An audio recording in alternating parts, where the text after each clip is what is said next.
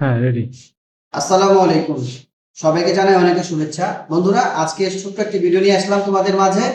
আজকে শুক্রবার 21শে নভেম্বর। আজকে সকাল 10 থেকে 10টা 20 এবং কি 10টা 40-এর মাঝামাঝি একটা ভূমিকম্প হয়ে গেছে।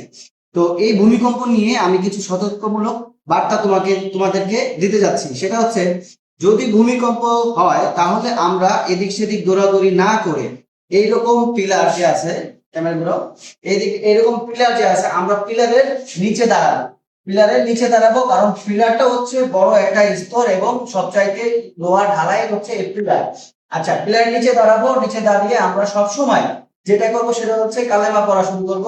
আশহাদু আল্লা ইলাহা ইল্লাল্লাহু ওয়াহদাহু লা শারীকা লাহু লাহুল মুলকু ওয়া লাহুল হামদু ওয়া হুয়া আলা কুল্লি শাইইন কাদির। আমরা এই দোয়াগুলো পড়তে থাকবো। তারপরে আশহাদু আল্লা ইলাহা ইল্লাল্লাহু ওয়াহদাহু লা শারীকা লাহু লাহুল মুলকু ওয়া লাহুল হামদু ওয়া হুয়া আলা কুল্লি শাইইন কাদির।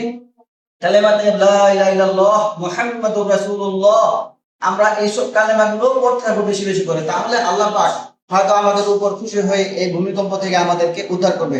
তো বন্ধুরা, দৌড়াদৌড়ি না করে, এদিক সেদিক ছোটাছুটি না করে, সিঁড়ি দিয়ে নামতে না যেয়ে আমরা পিলার অথবা খাট বা আমরা সুকেজের নিচে আমরা আশ্রয় নিব, যাতে আল্লাহ পাক আমাদেরকে রক্ষা করে। যাও, ধন্যবাদ। এই বার্তাটা তোমরা সবাইকে পৌঁছে দিবে যাতে সবাই কিছু শিখতে পারে। ধন্যবাদ সবাইকে, অনেক অনেক শুভেচ্ছা নিয়ে। আসসালাম।